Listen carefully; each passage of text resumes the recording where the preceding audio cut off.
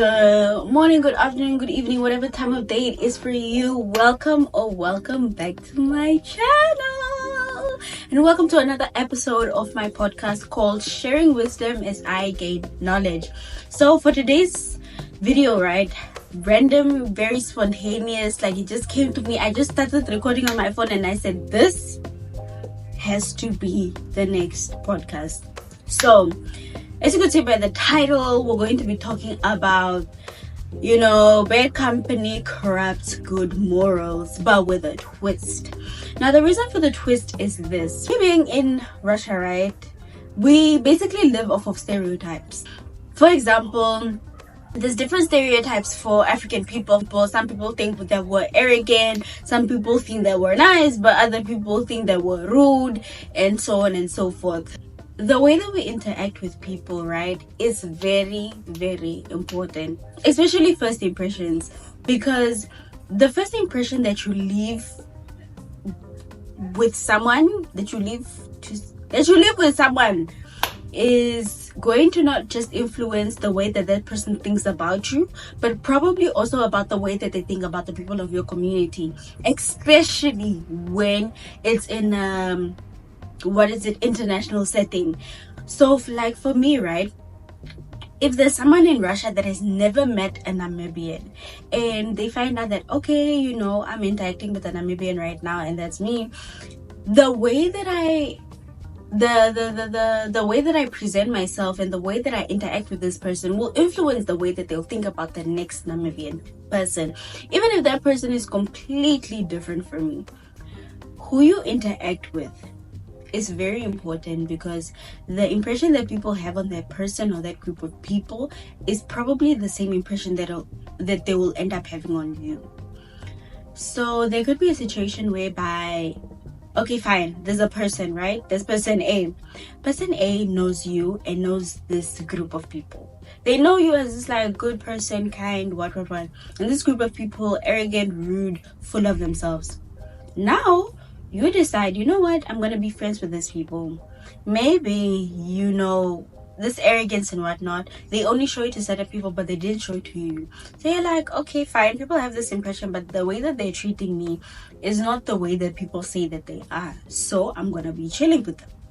Ooh. Now, this is a tricky situation when it comes to which side should you go. Should you go into the side where you're probably going to be judged for being with these people, or should you go to the side where you back off, and even though these people actually have good in them, you're gonna minimize that and you're gonna join the people that don't like them? Which direction are you going? So this actually reminds me of a part in the Bible where Jesus was being associated with people that everyone perceived as sinful. Are you with tax collectors? Are you with prostitutes? Are you with this and you're with that and you're with this and that and this and that? And he said something along the lines of, let me not quote, but he said something along the lines of, I came to save those who need to be saved. There's people that you're going to have to interact with in order to help them. So back to the whole scenario of you being with a group of people that are perceived as arrogant and whatnot. I feel like sometimes maybe it is important to interact with this different kind of people, not to change yourself and become like them, but possibly to help them change and become good people, or people that are similar to you as well, as long as you're good. Because if you are trying to make people better, then please don't do that. But yeah, there's certain people that you're probably going to have to interact with in order to help them to be better in their character, because I feel like in this world we're really here to just help each other be better, live better, and it's like, I don't know, like to try and bring peace in a world that's full of chaos and what. Cause like, oh, like, oh my god, the world is just so messed up. What? Go and talk to that person that everyone dislikes and try and make them better. Now, please, I'm not talking to the hand that is saying I will change him. I'm not talking to the gent that's saying I will change her. No.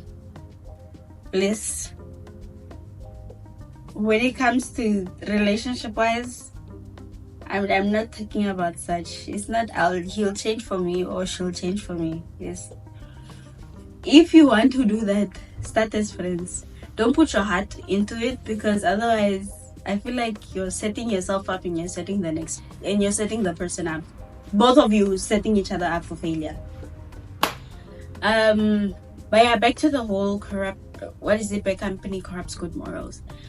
Sometimes try and be the good company that brings about good morals. But know your limits as well. Don't force yourself to stay in a situation that you can clearly see is not working, that you can clearly see is not becoming better, because now you are just trying to push things that are not for you. No, I think I've said enough. But just to summarize everything, right? 1, bad company corrupts good morals. This is a fact. It's not just about good does good to others, bad does bad to others as well. Number 2, first impressions. Very important. Not just about yourself, but also because of the next person after you. Especially in an international setting, this is going to be a very, very big influence on whoever else comes after you. And you should be considerate about that fact. Number 3, try and bring good into the world.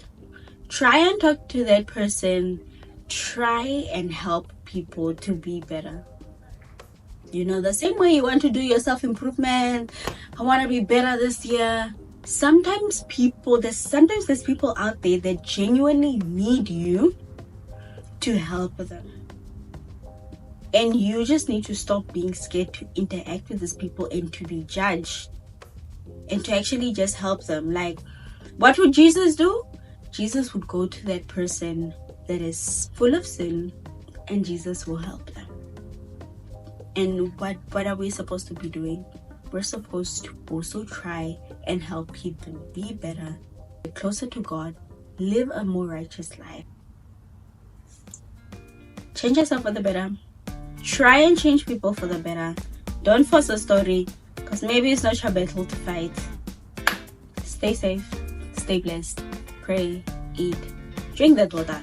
Unless you're allergic, then whatever your doctor prescribed. Love you.